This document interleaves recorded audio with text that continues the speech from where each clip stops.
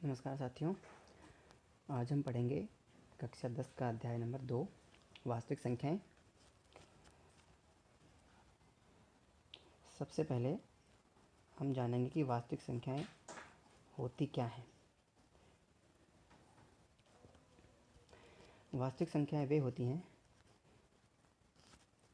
जो इस दुनिया में एग्जिस्ट करती हैं, यानी कि जो अस्तित्व में हैं, जैसे 1, 2, 3, -1, -2, -3, √3, √5, 1/3, 5/7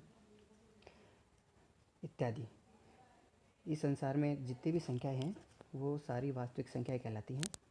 और वास्तविक संख्याएं कई प्रकार की होती हैं, जिनमें से पहले है प्राकृत संख्याएं।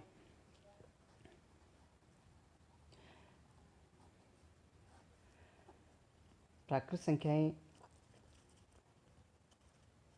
वे संख्याएं होती हैं जिनको हम गिनती के काम में लेते हैं, जैसे 1, 2, 3, 4, 5 और ये आगे तक बढ़ती जाती हैं अनंत तक। दूसरी है पूर्ण संख्याएं। प्राकृत संख्याओं और पूर्ण संख्याओं में सिर्फ इतना ही अंतर है कि पूर्ण संख्याओं में सभी प्राकृत संख्याओं के अलावा जीरो भी आता है। तो पूर्ण संख्याओं में 0, 1, 2, 3, 4, 5 और ये भी अनंत तक चलती हैं।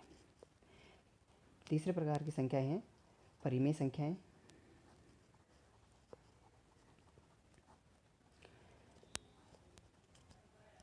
इसमें हम थोड़ा सा समझ लेते हैं, बाकी इनका एक अलग से चैप्टर है पूरा, वहाँ पर हम समझ लेंगे।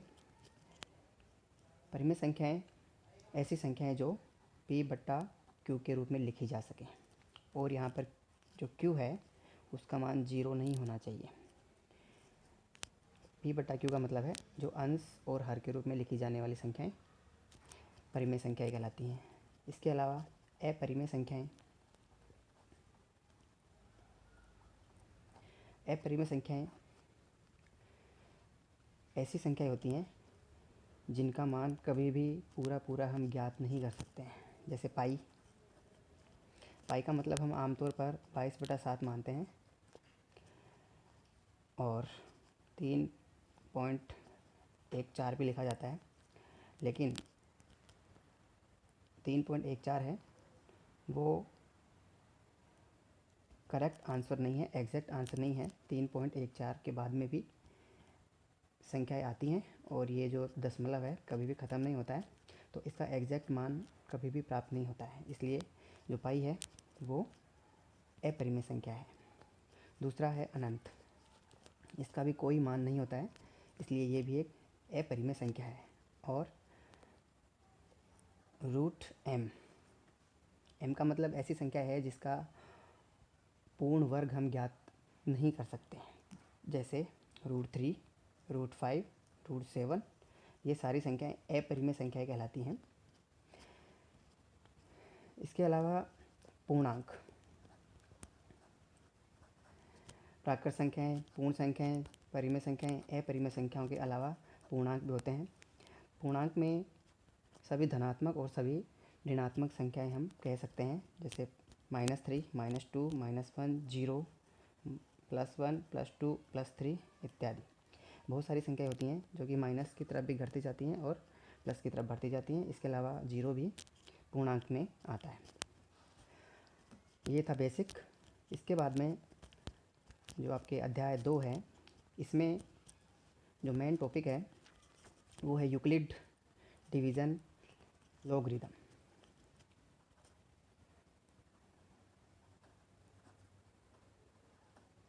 Euclid division logarithm Euclid division logarithm या फिर यूक्लिड विभाजन प्रमेय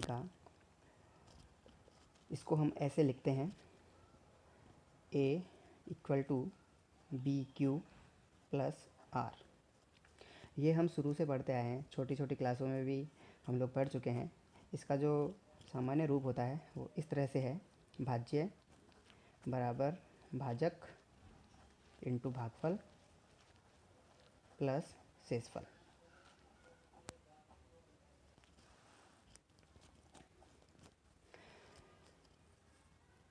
तो भाज्य है उसको हमने ए से इंगित किया है, भाजक बी, भागफल क्यू और आर है वो शेषफल।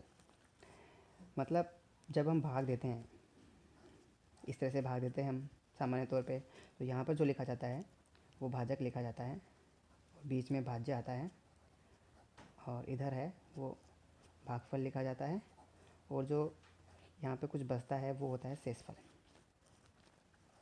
तो ये जो है a बराबर बी क्यू प्लस आर, इसे यूक्लिड विभाजन लेमा या यूक्लिड विभाजन लॉगरिदम या फिर प्रमेय का कहा जाता है।